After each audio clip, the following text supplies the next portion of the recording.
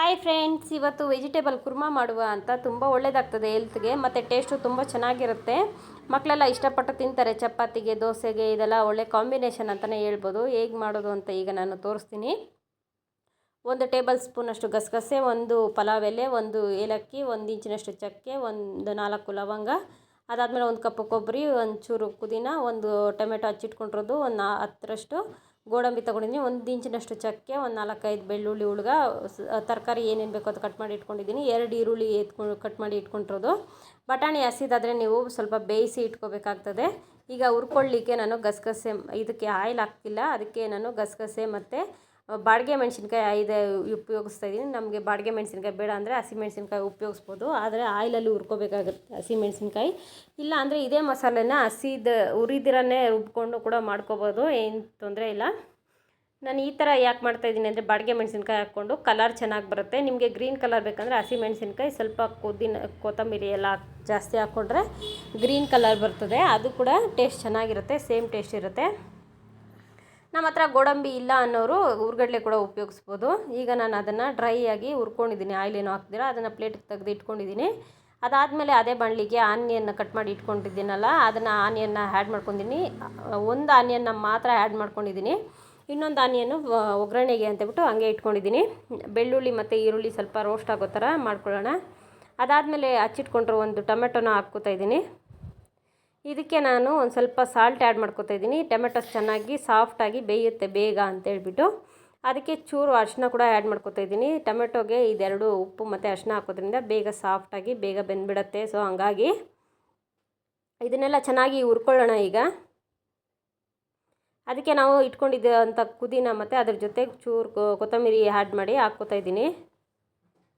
ನಾನು ಇದನ್ನೆಲ್ಲ ಫಸ್ಟೇ ತೊಳೆದು ಇಟ್ಕೊಂಡಿದ್ದೀನಿ. ಈಗ ಶುಂಠಿನೂ 1 ಇಂಚ್ ಇಟ್ಕೊಂಡಿದ್ನಲ್ಲ, ಅದನ್ನು ಕೂಡ ಆ್ಯಡ್ ಮಾಡ್ಕೊಂಡಿದ್ದೀನಿ. ಇದನ್ನು ಸ್ವಲ್ಪ ಹಸಿ ವಾಸನೆ ಹೋಗೋ ತನಕ ಫ್ರೈ ಮಾಡ್ಕೊತಾ ಇದ್ದೀನಿ. ಅದಾದಮೇಲೆ ಇದನ್ನು ಚೆನ್ನಾಗಿ ಸ್ವಲ್ಪ ತಣ್ಣಗಾಗ್ಲಿಕ್ಕೆ ಬಿಟ್ಟು ಅಷ್ಟೊತ್ತಿಗೆ ಈ ಬಾಣಲಿಗೆ ಇದೆಲ್ಲ ಹುರಿದು ಇಟ್ಕೊಂಡಿದ್ವಲ್ಲ ಫಸ್ಟು, ಅದನ್ನು ಮಿಕ್ಸಿಗೆ ಹಾಕ್ಕೋತಾ ಇದ್ದೀನಿ. ಈಗ ಇದೆಲ್ಲ ಮಿಕ್ಸಿಗೆ ಹಾಕ್ಕೊಂಡು ಮಿಕ್ಸಿ ಮಾಡ್ಕೊಳ್ಳೋಣ. ಗೋಡಂಬಿನ ನಾನು ಹುರ್ಕೊಂಡಿಲ್ಲ. ನಾನು ಹೇಳ್ದಂಗೆ ಗೋಡಂಬಿ ಇಲ್ಲ ಅಂದರೆ ಹುರ್ಗಡ್ಲೆ ಅಥವಾ ಅಕ್ಕಿನ ಒಂದು ಸ್ವಲ್ಪ ನೆನೆಸ್ಬಿಟ್ಟು ಅದನ್ನು ಹಾಕ್ಕೊಂಡ್ರೂ ಕೂಡ ಒಳ್ಳೆ ಪೇಸ್ಟ್ ಬರುತ್ತೆ. ಇದನ್ನು ಹಾಕ್ಕೊಳ್ಳೋದ್ರಿಂದ ಟೇಸ್ಟು ಮತ್ತು ಕ್ರೀಮಿ ಟೈಪು ಗ್ರೇವಿ ಚೆನ್ನಾಗಿ ಬರುತ್ತೆ. ಸೊ ಹಂಗಾಗಿ ಈ ದೊಡ್ಡ ಹೋಟೆಲಲ್ಲಿ 5 ಸ್ಟಾರ್ ಹೋಟ್ಲಲ್ಲಿ ಎಲ್ಲ ಗೋಡಂಬಿ ಕಂಪಲ್ಸರಿ ಉಪಯೋಗಿಸ್ತಾರೆ. ಅದಕ್ಕೆ ಅದು ಕ್ರೀಮಿಯಾಗಿರುತ್ತೆ, ತಿನ್ನಲಿಕ್ಕೂ ಅಷ್ಟೇ ಟೇಸ್ಟಿಯಾಗಿ ಚೆನ್ನಾಗಿರುತ್ತೆ. ಈಗ ಕೊಬ್ಬರಿ ಇದೆಯಲ್ಲ ನಾವು ಇಟ್ಕೊಂಡಿರೋಂಥದ್ದು, ಆ ಕೊಬ್ಬರಿನೂ ಕೂಡ ಮಿಕ್ಸಿಗೆ ಆ್ಯಡ್ ಮಾಡ್ಕೊತಾ ಇದ್ದೀನಿ.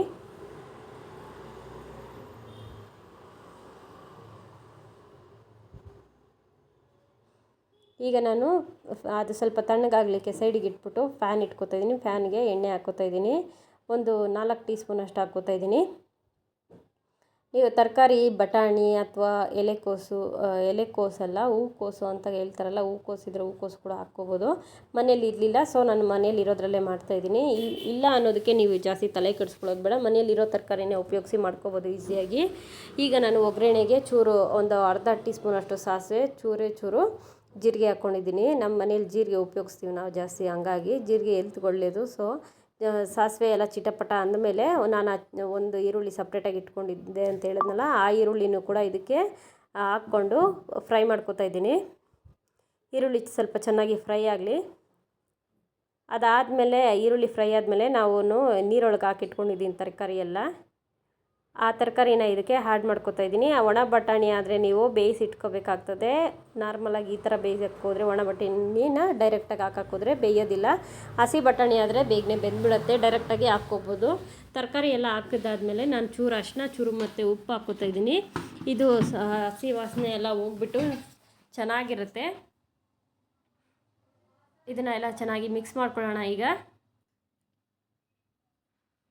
ಎಣ್ಣೆಯಲ್ಲಿ ಚೆನ್ನಾಗಿ ತರಕಾರಿ ಫ್ರೈ ಆದರೆ ಟೇಸ್ಟ್ ಚೆನ್ನಾಗಿ ಬರುತ್ತೆ. ಸೊ ಹಂಗಾಗಿ ಈಗ 1 ಟೊಮೆಟೊನ ಹಚ್ಚಿಟ್ಕೊಂಡು ಇದಕ್ಕೆ ಆ್ಯಡ್ ಮಾಡ್ಕೊತಾ ಇದ್ದೀನಿ. ರುಬ್ಲಿಕ್ಕೆ 1 ಟೊಮೆಟೊ ಹಾಕ್ಕೊಂಡಿದ್ದೀನಿ, ಇದು ಫ್ರೈ ಮಾಡಲಿಕ್ಕೆ 1 ಟೊಮೆಟೊ ಹಾಕ್ಕೊಂಡಿದ್ದೀನಿ. ಎಣ್ಣೆಯಲ್ಲಿ ಈಗ ತರಕಾರಿ ಎಲ್ಲ ಚೆನ್ನಾಗಿ ಫ್ರೈ ಆದಮೇಲೆ ರುಬ್ಬಿ ಎತ್ಕೊಂಬಂದಿದ್ದೀನಿ ಮಸಾಲೆನ, ನೋಡ್ಬೋದು ನೀವು. ಇದಕ್ಕೆ ಸೋಂಪು ಹಾಕ್ಕೋಬೋದು. 1 ಟೀ ಸ್ಪೂನಷ್ಟು ಸೋಂಪು ಹಾಕ್ಕೊಂಡ್ರೂ ಕೂಡ ಚೆನ್ನಾಗಿರುತ್ತೆ ಟೇಸ್ಟು. ಸೊ ಸೊ ನಾನು ಇದಕ್ಕೆ ಆ್ಯಡ್ ಮಾಡಿಲ್ಲ. ನಮ್ಮ ಮನೆಯವರು ಇದನ್ನು ಫ್ಲೇವರ್ನ ಸ್ವಲ್ಪ ಇಷ್ಟಪಡಲ್ಲ, ಸೊ ಹಂಗಾಗಿ. ಈಗ ಚೆನ್ನಾಗಿ ಕುದಿಸ್ಕೊಂಡ್ರೆ ನಮಗೆ ಕುರ್ಮ ರೆಡಿ ಆಗಿಬಿಡುತ್ತೆ. ಸೊ ಇಷ್ಟೇ ಕುರ್ಮ ಮಾಡೋದು. ನೀವು ದೋಸೆಗೆ ನಾನು ಇವತ್ತು ರಾಗಿ ದೋಸೆ ಮಾಡ್ಕೊಂಡಿದ್ದೆ, ತುಂಬ ಒಳ್ಳೆಯದಾಗ್ತದೆ ಅಂದ್ಬಿಟ್ಟು ಮಕ್ಕಳಿಗೆಲ್ಲ ದೋಸೆ ಹಾಕ್ಕೊಟ್ಬಿಟ್ಟೆ. ನೋಡ್ಬೋದು ನೀವು, ತುಂಬ ಚೆನ್ನಾಗಿ ಬಂದಿದೆ ಕುರ್ಮ. ಎಷ್ಟು ಚೆನ್ನಾಗಿದೆ ಅಂದರೆ ನೋಡಲಿಕ್ಕೆ ತಿನ್ಬೇಕನ್ನಿಸುತ್ತೆ, ಆ ಥರ ಇದೆ.